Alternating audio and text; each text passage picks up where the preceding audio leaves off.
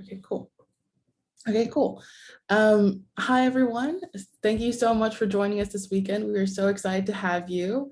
Welcome to IDEATE 2021. We have spent a long semester trying to get this organized, but we have some really awesome speakers lined up, including our opening keynote, Hans.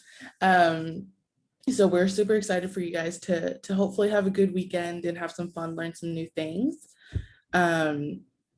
So I guess a little bit about us. Me and Alan will be your co-directors for IDEATE this year. And we are so excited to have this role. It was kind of a lot of work, but we're doing great. We're rolling here. So a little bit about me. I'm Anita. I'm currently a junior at Duke. I study computer science and psychology. And hello, everyone. My name is Alan. I'm a sophomore here at Duke as well, and I'm studying computer science and statistics. So just a little bit about HackDuke, if you're not really familiar with us as an organization. HackDuke brings together Duke students with the goal of improving meaningful student engagement with the intersection of tech, design, and social good. So we try to create a space that is really focused around tech and social good. So we always do events that kind of try to aim to do something good in the world. That's why we're working with nonprofits for this design conference. And sometimes we do that for our hackathon as well. So every year we have a hackathon in the fall, Code for Good, and then we have a design conference in the spring, so IDEATE. And through those two annual events, we unite students across the globe and encourage them to think critically about the role of technology in our communities. So branching a little bit into what is IDEATE, I'm sure you all are slightly familiar because you are here and you registered via our website.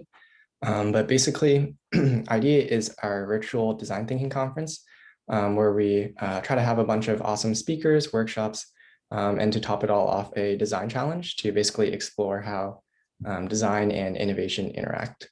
So our goal is essentially that we can inspire students from all backgrounds to incorporate design thinking as part of like the innovation process and use it as like a part of like your everyday life and everything. So we want to like show that design isn't just making things look pretty or just related to art or technology, but more so it's a problem-solving method that allows you to create intuitive, meaningful, ethical solutions that can help improve the community, regardless of whether you're studying STEM or humanities or something else. And so this year's theme for IDEATE is Discover, which means that we are emphasizing the curiosity for learning. So we want people to attend our speaker sessions and everything. We have those starting from 12 to 5, and we'll go over the schedule a little bit later. But again, this year is about Discover. So even if you don't have any background with design whatsoever, that's totally okay. And we hope that through our talks and workshops and everything, you'll be able to learn just enough to get started on the design challenge, as well as hopefully spark your curiosity to learn more in the future. Yeah, you should have all received an email about these resources, but we just wanted to remind you that our main social hub will be on Discord. So that's where you can connect with other participants. You can, reach out with any questions. We might send some updates in there, stuff like that. We'll all be on Discord, so make sure you've joined that. All of our other resources and information will also be accessible on our design guidebook that is on Notion. And those are 2 tiny URL links for those 2. So the Notion will have everything like the Zoom links for all of our talks and workshops, information on how to get started with office hours and meeting our mentors later tonight, links to resources, all of that good stuff. So make sure you check that out.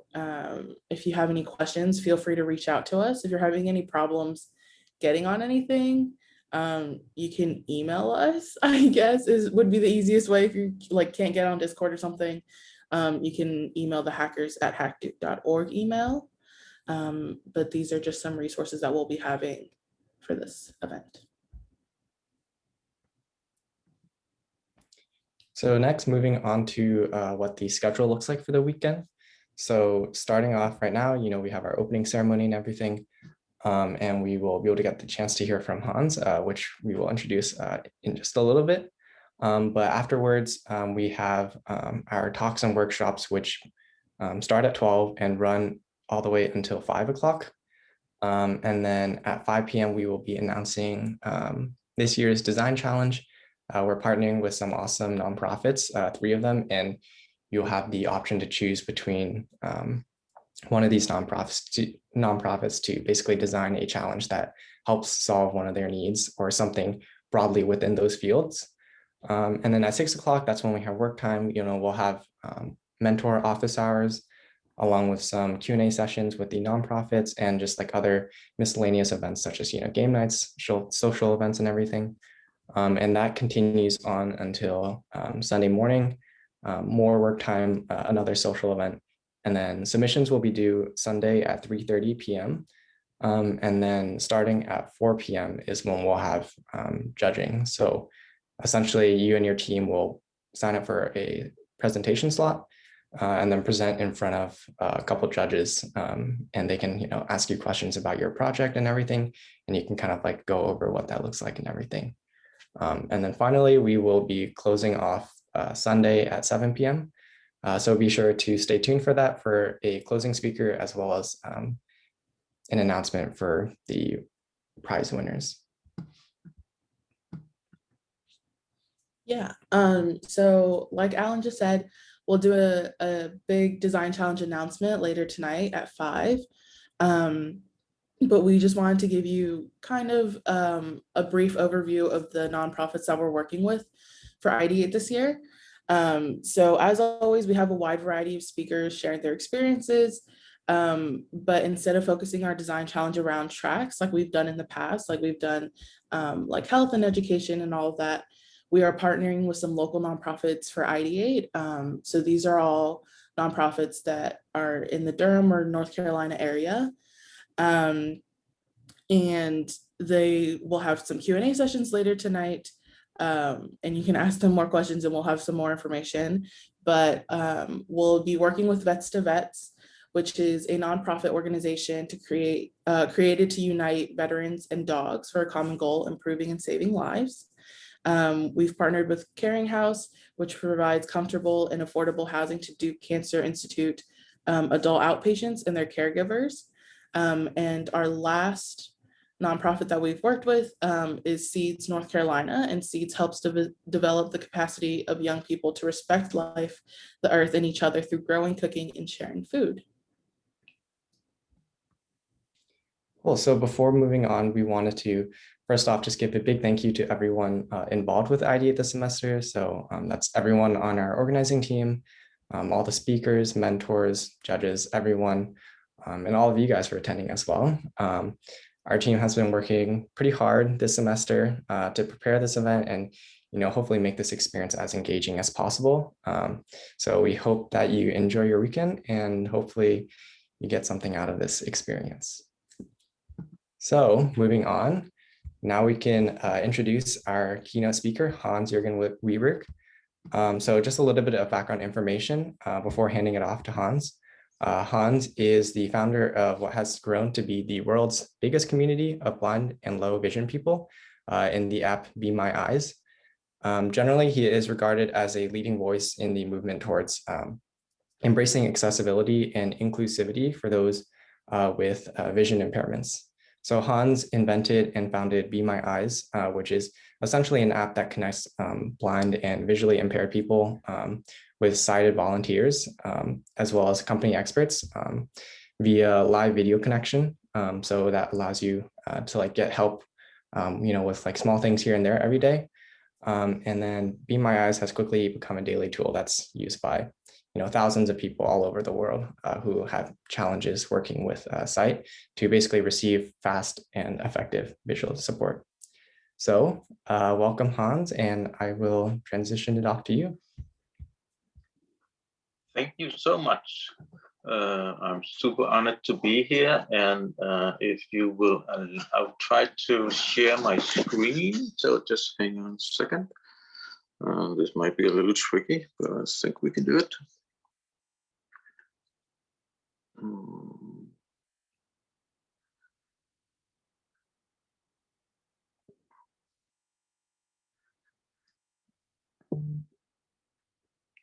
now I should be able to.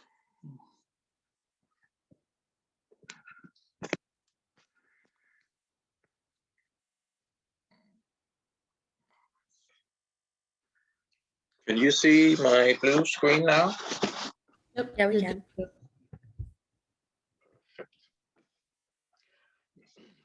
So thank you. Yes, my name is Hans, and I live in Denmark, and I'm the founder of Be My Eyes. I am visually impaired myself. I have retinitis pigmentosa, and it's I would consider myself a perfectly normal guy, and I have before Be My Eyes, I had nothing to do with the startup or technology or anything. I was working for the Danish Blind Association for a number of years, and as a consultant, and I did learn about many different ways of being visually impaired, and being one of them myself. And so in this period, I got to know, a lot of blind people, and I got to visit a lot of blind people in their own home. So in that way, I got a wonderful knowledge about many of the situations, and which is very different from person to person.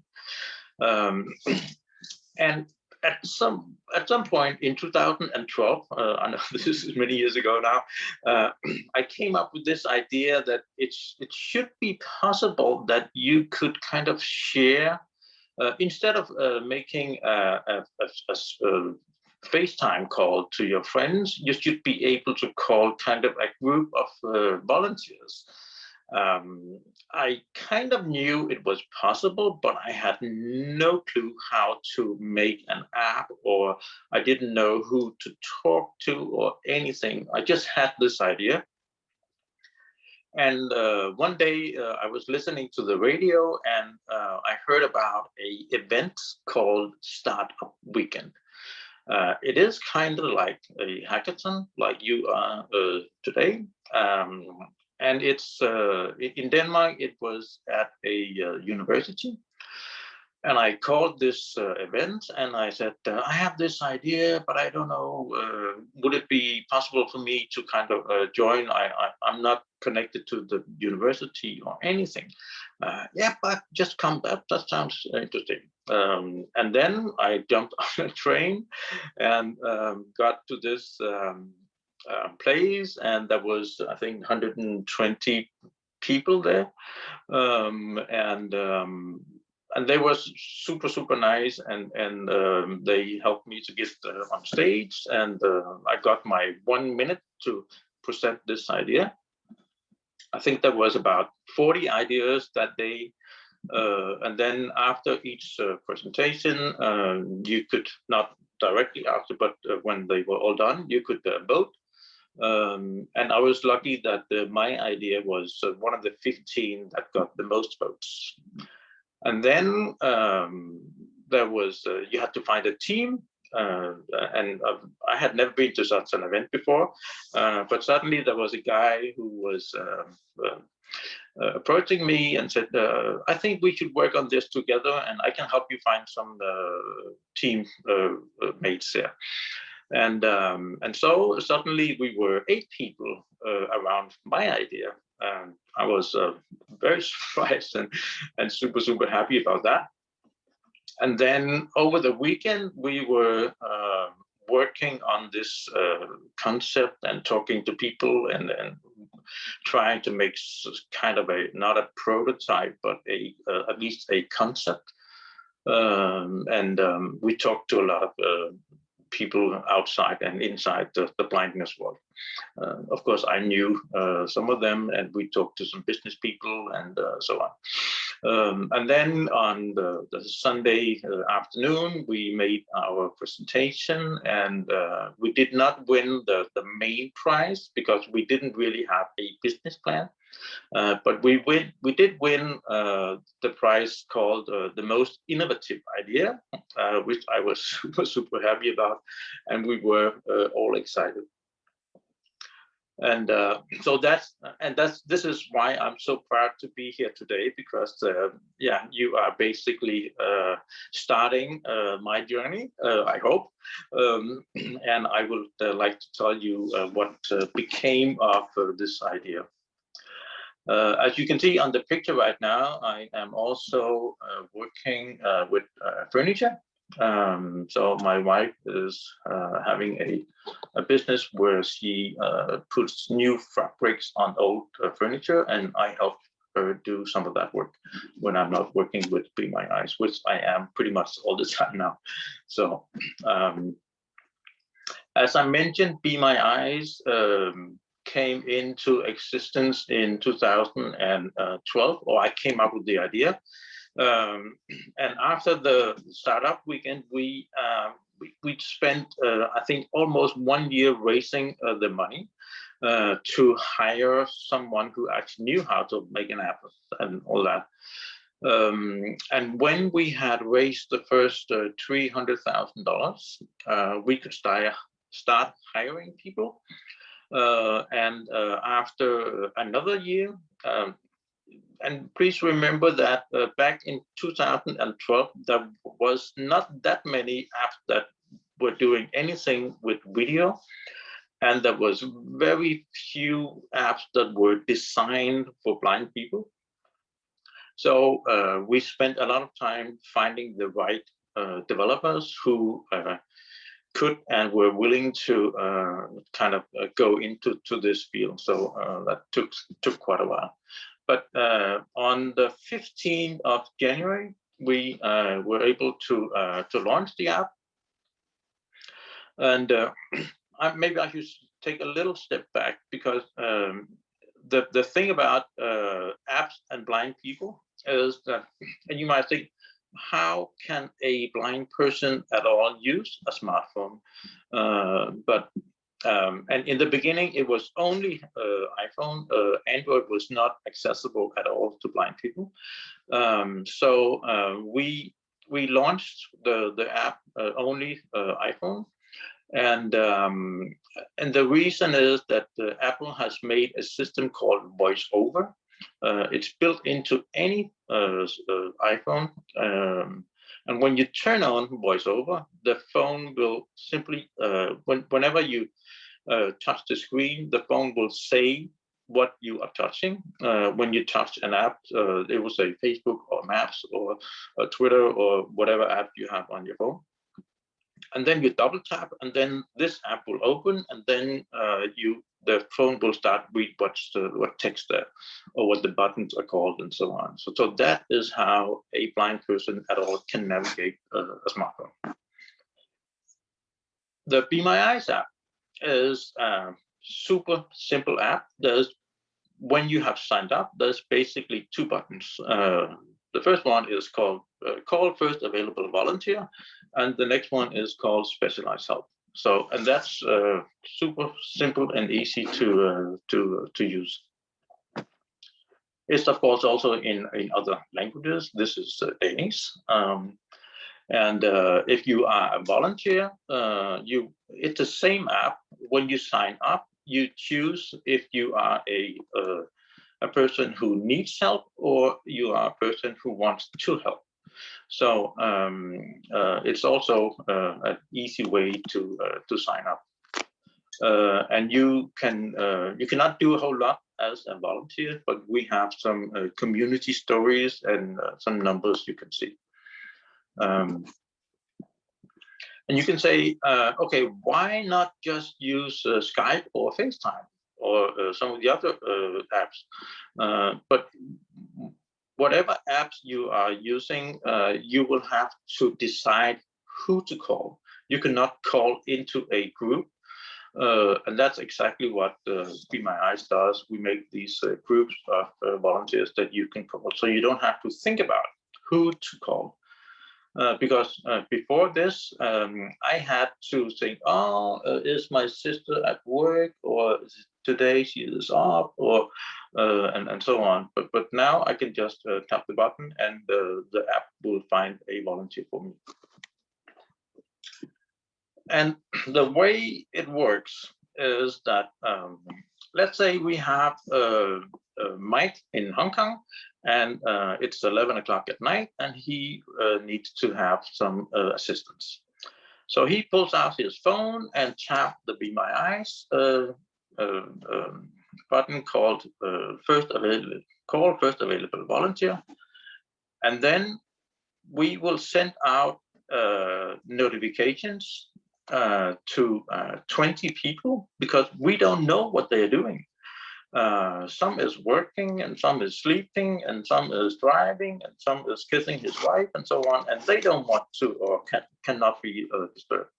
But we have found out that when we notify 20 people, there's most likely 1 or 2 or 3 or maybe 5 people who are available. And the first one to say yes will get the call.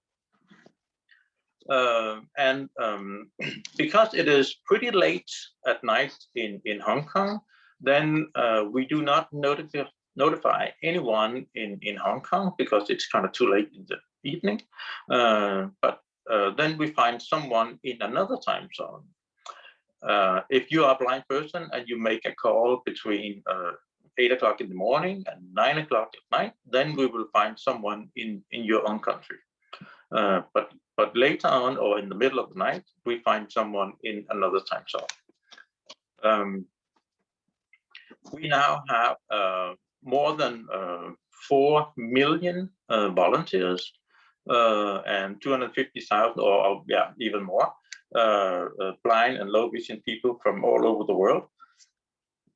We are available in 170 countries, and in amazingly 185 different languages. All these numbers are, of course, super important, but I think the most important number is really that we are available in so many different languages, because yeah, blind people live all over the world, and it doesn't matter where you are, but it is super important that you can get assistance in your own language. And when you have 4 million volunteers, then a lot of those people, they speak more than one language. So you can add a secondary language if you want to, if it is a language you speak fluently. And in this way, we can have so many languages.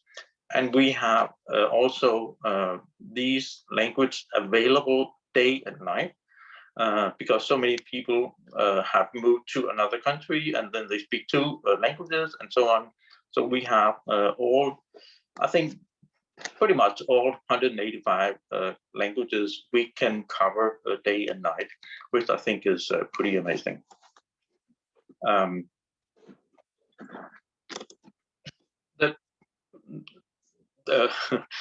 This badminton thing, it might be not the most common use, but it is kind of a funny one, because I met a lady in Finland who told me that she had been using Be My Eyes to kind of interpret a badminton match that her son was playing.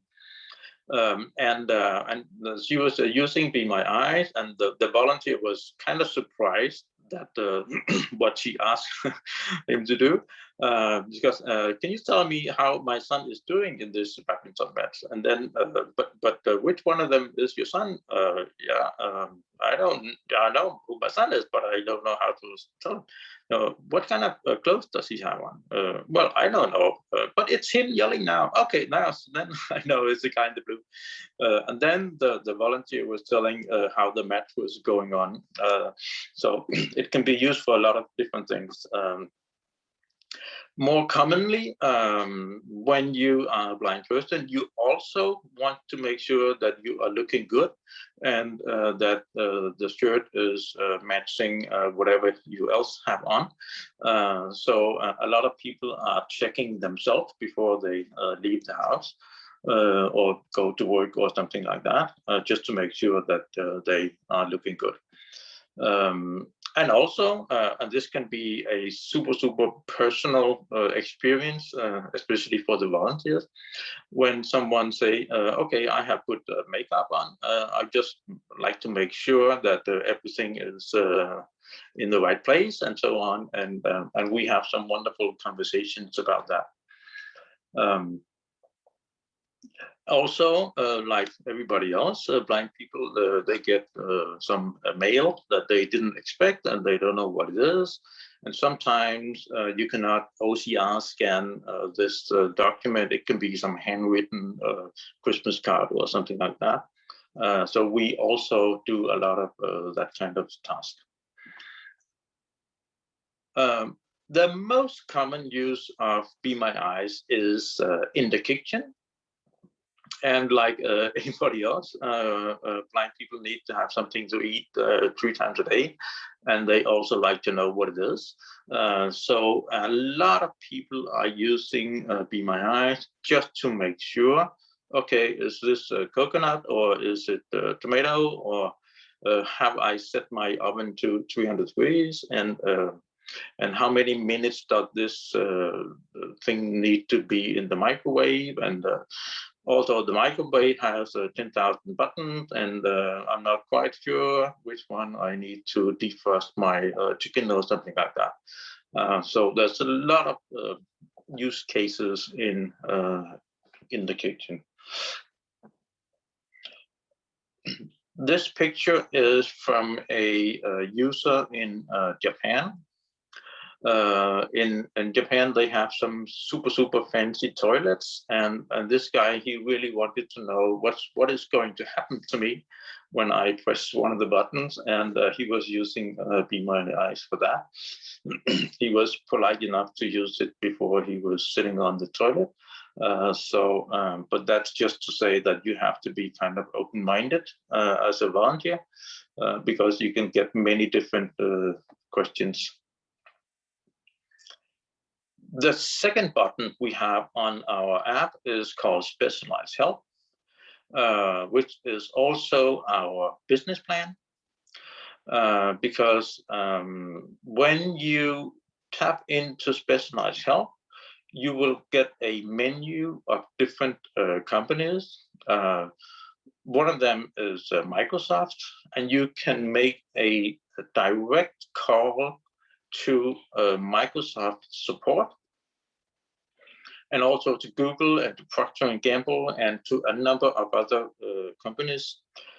And there's a few really important things here, that when you are calling Microsoft through the Be My Eyes app, they know it's a blind person who's calling. So they make sure that those 10 or 15 people at Microsoft who know about the programs and issues blind people have using their computer and their programs, that it is those support people who are answering those calls.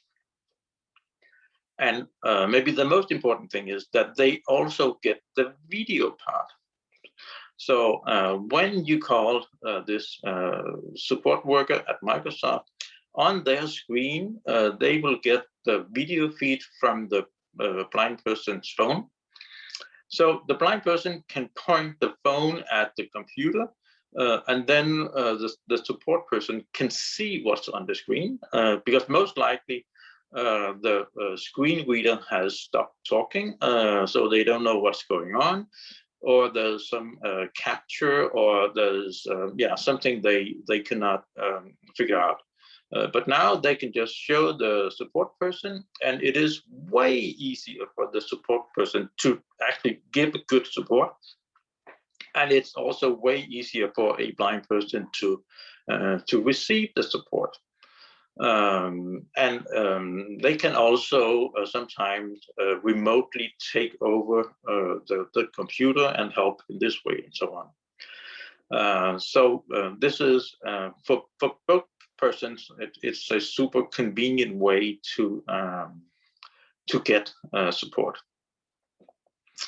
And of course, we also have blindness organizations being a part of our specialized help. Procter & Gamble has a brand called Clear Blue, where you can get a pregnancy test. But imagine being a blind female and want to take this test. You can actually take the test, but you cannot read the results. But because we have partnered up with Clear Blue, you can make a Be My Eyes call directly to a employee at Clear Blue, and they will help you make sure you have taken the test the right way, and they will help you read the results. And this means that you, as a blind person, just like anyone else, can take this test anonymous. You don't have to tell the company who you are, and you don't know who in the company you spoke to. It is just a pair of friendly eyes who is helping you, telling you if you are pregnant or not. And sometimes you just want to have this information for yourself. Yeah, maybe just for a few hours or forever. This is, I think, that one of the things that I'm really proud about, that we have made this partnership. The latest partnership in, or some of the last, is that we have made a partnership with a pharmacy that is specialized in helping blind people, so they can also give support with medicine through the app. We have made a partnership with the Ministry of Health in UK, which we are it's super new, but we are very excited about this partnership, and hopefully that will also spread to other countries. And the business part of this is that these companies and governments are so happy about this partnership that they are willing to pay Be My Eyes a monthly subscription. And you can say that we help them be better companies and help them support their blind customers in a super easy way, and maybe most importantly, in a way that the blind people know. Because just finding a phone number to Microsoft can be really troublesome if you are a blind person, and you have to Google around, and in the very button find a phone number on a website can be troublesome. But now you can just go into the app that you are using anyway and navigate into this specialized help feature and find the company there. So we're super happy about that. This is a big world, and all over the world, the UN says that there's 253 million blind and low vision people. So you can see that even I'm super proud of, we are helping now almost 300,000. We have a long way to go, which is kind of scary, but also a super big challenge. We believe that that we can do this down the line. Yeah. I mentioned that we launched the app in 2015, and it was how can I say this? It was totally amazing how much interest we got from day one. We were on national television in Denmark, which is a big deal in Denmark. But soon after, we were picked up by some of the most influential tech media in 2015.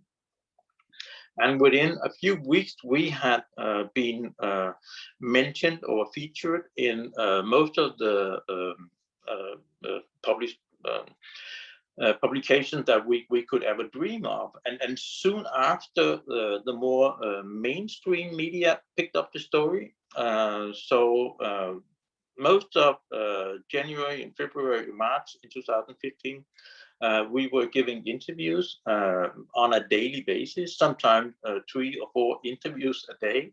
It was completely crazy. And that is, of course, also why we went from 0 users to, within the first 24 hours, we had 1,000 blind people signed up and 10,000 volunteers. So it was a flying start, and within a few weeks we had 10,000 blind people and almost 100,000 volunteers. So it was absolutely crazy, and we were not quite ready for that kind of numbers. So, but it was yeah, funny at least. And also we are on Twitter and Facebook. We have not spent any money on marketing, simply because all the $300,000 we got in the beginning, we spent them on development. So we had to find another way of spreading the message about our existence, and it turned out to be super easy. And the funny thing is, when you are on Twitter, people start to write to you, also in many different languages. And so we I'm super happy about the translation option that Twitter has built in. And also sometimes I remember this story from Brazil, where a young lady was making a little tweet about a Facebook post about Be My Eyes. And that was shared 33,000 times within a very short time. And this is how we got started in Brazil, where they speak Portuguese, and none of us speak Portuguese, but suddenly we have I don't know, 120,000 volunteers and a few thousand blind people, but it was a amazing start, and Brazil has grown quite a bit since then in our numbers.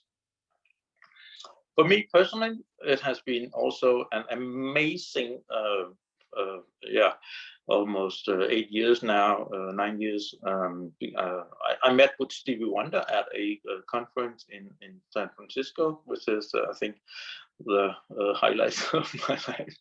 And it was yeah, absolutely amazing to meet one of your heroes in real life. The purpose of Be My Eyes is, of course, that we can use Be My Eyes for pretty much everything, and so we don't need our white cane, so we can hand over our white cane to all you guys who do not pay attention while you're walking on the street. When you're staring into your phone, then you really need a white cane. And of course, this is just for fun. And the real purpose of Be My Eyes is that we can help blind people all over the world. And this is also why we decided that Be My Eyes should be a free app, because we realized that 90% of the blind people in this world, they live in Africa and in India and in China.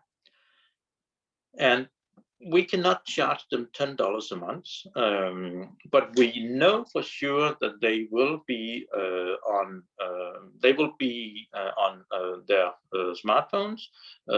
Maybe it's not an iPhone, but Be My Eyes is also available on Android. And if you look out in the world, I think Android is 85% of the smartphones in this world. And you can get an Android phone for I don't know, $30 or $50. So even more or less poor blind people will be able to get access to smartphones. And for instance, in India, it's really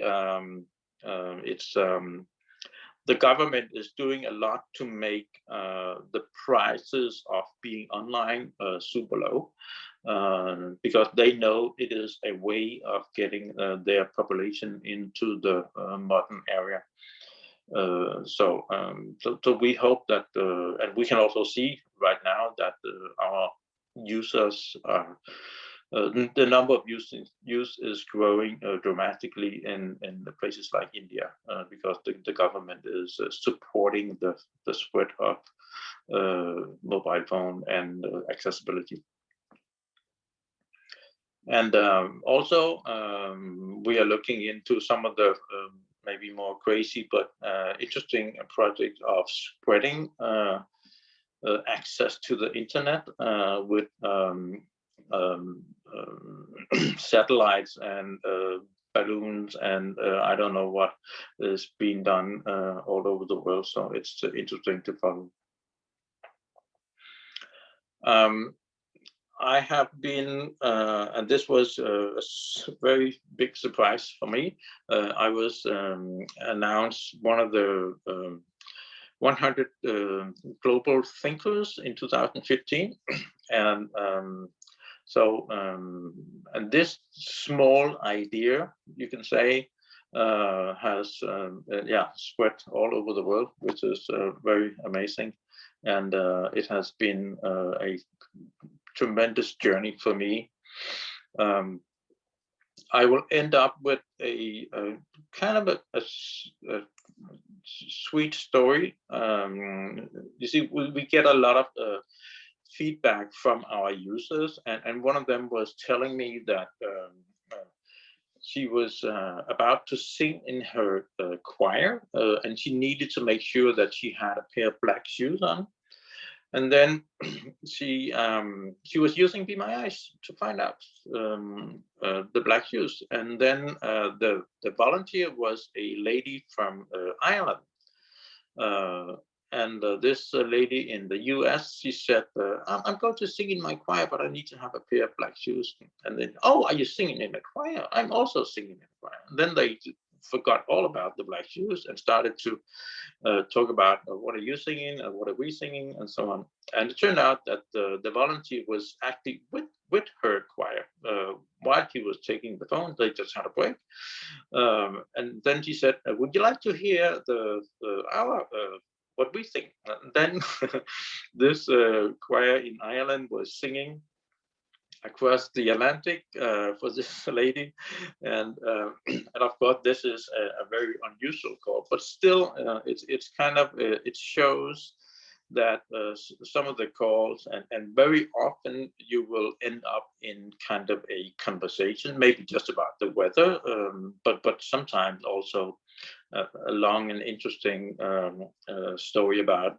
guide dogs or politics or whatever you can start talking about. So that's also a part of Be My Eyes. It's of course not the purpose and should never be, but whenever two persons start talking together and they have a good time, then they can go on, and we don't mind that at all.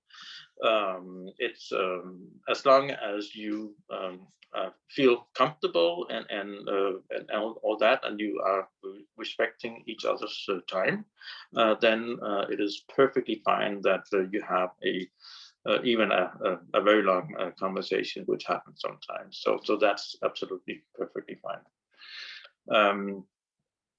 We call it micro volunteering. Most of our calls are less than 3 minutes. And we have a lot of calls that are less than 20 seconds. Like, have I set my oven to 300 degrees? Yes, you have. Thank you so much. And that's it.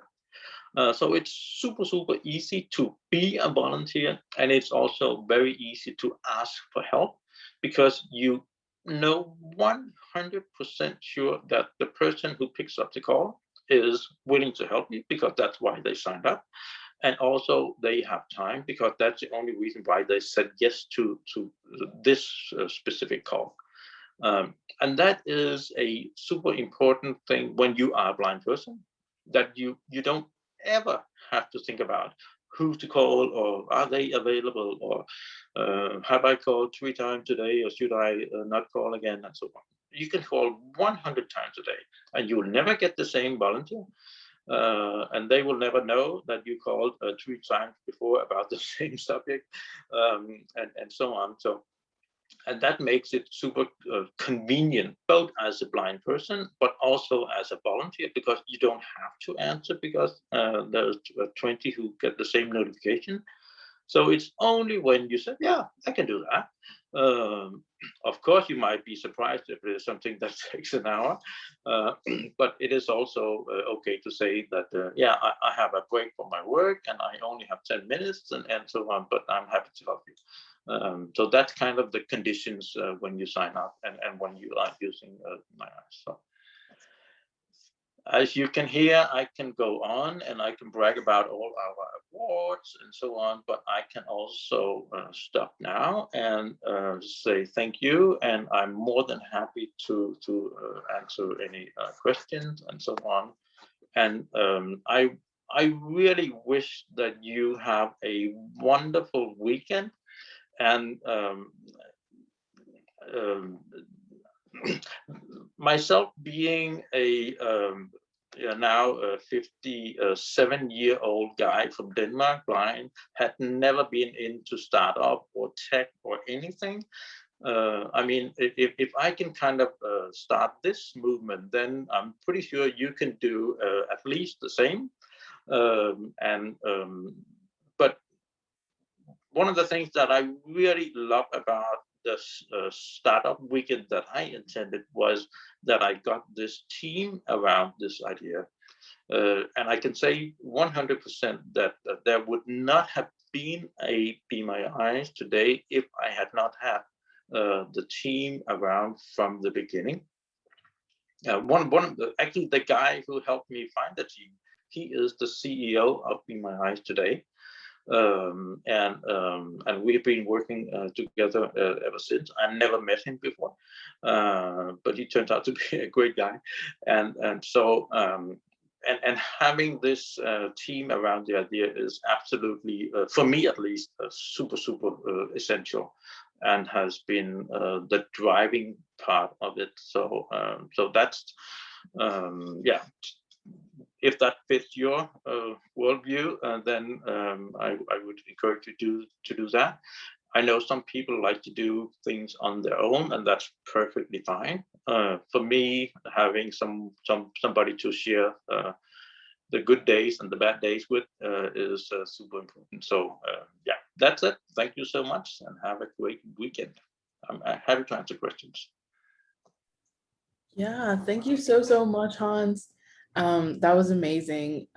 It's like super incredible to hear the journey that Be My Eyes has been on, and really makes us think about accessibility and how we can work to do better. If you're open, I would say if anyone has any questions, you guys can drop it in the chat or unmute yourself.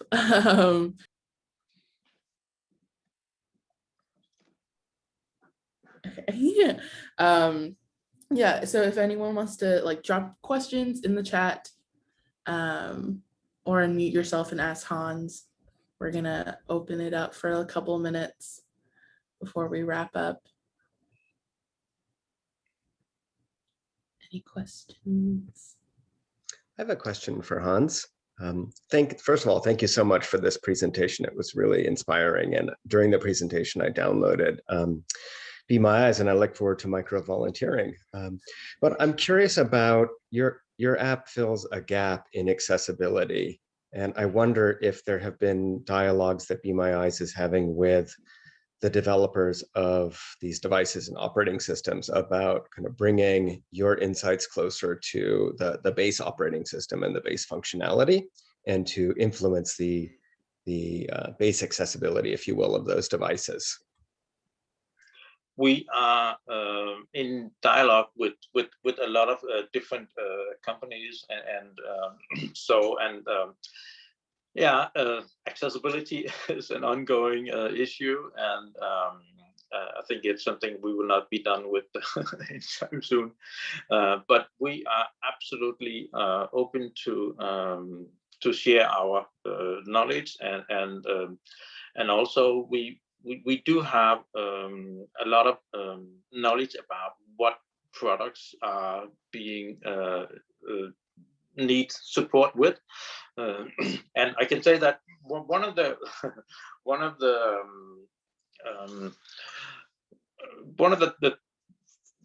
thoughts about our specialized help section is also that when this support person has answered the same question 100 times, then that person will say, go back to the engineers and say, can't we do something about this? Do I really have to repeat myself all the time? And then suddenly they would learn about their own products.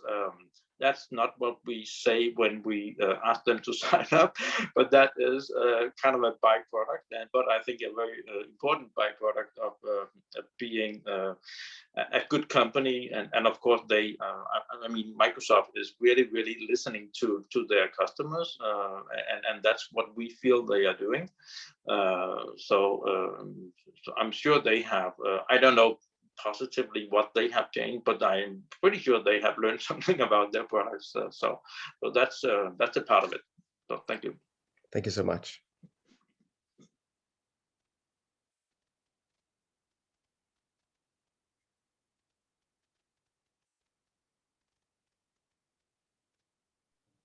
If anyone else has any questions, you can drop it in the chat. You can send it to me. You can just speak up, whatever works. I know the feeling. You really want to get on with what you're here for, so that's perfectly fine. Yeah.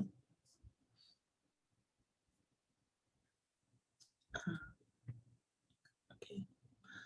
Well, I'll just I have a question, actually. Okay, go for it. Oh, sorry.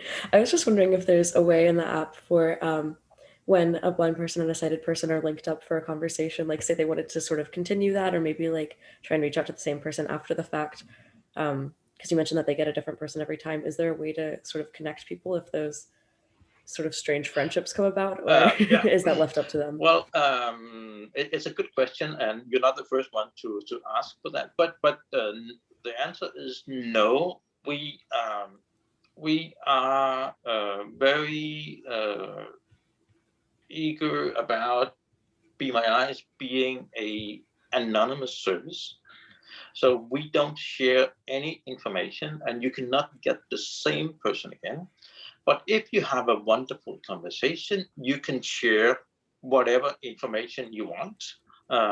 But we just want to make absolutely sure that it is something you are doing out of your own goodwill.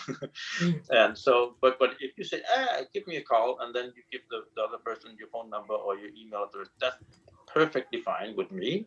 But it is not something we kind of ask you to do. We have volunteers who is not willing to say even what country they live in, because yeah, I'm here for to be your eyes, and that's it, and that's perfectly fine, no problem with that. So we don't share any information, but if you have a good conversation, that's perfectly fine. So Actually, that makes sense. Thank you.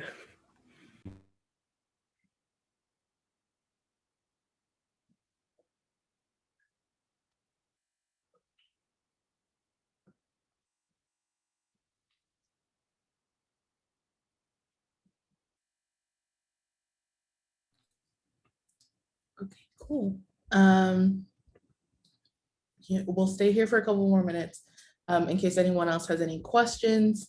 But just a reminder that all of our speaker talks will start at 12 and we'll go to 5-ish. We'll wrap around 12 to 5.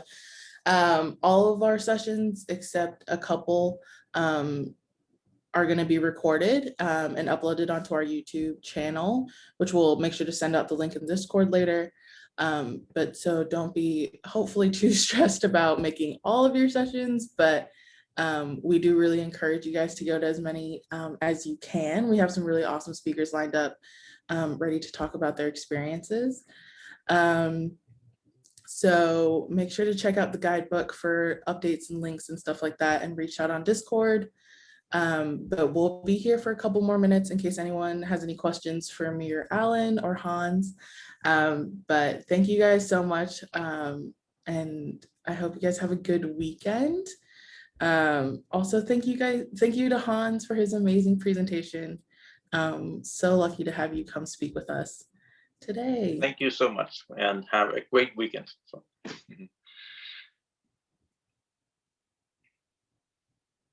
And know that it is possible to change the world. If you're crazy enough to believe it. So, yeah.